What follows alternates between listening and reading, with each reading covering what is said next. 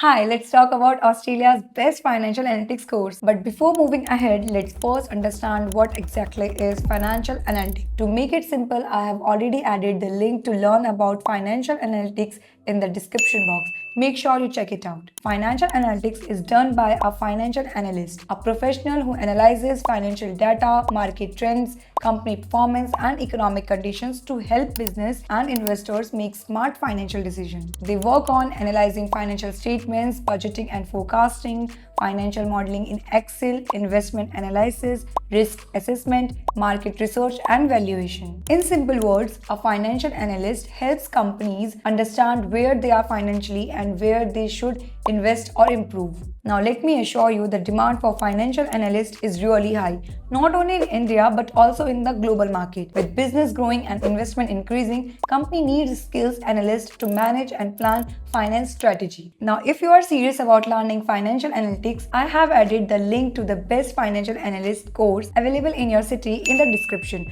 Do check it out. I hope you found this video valuable.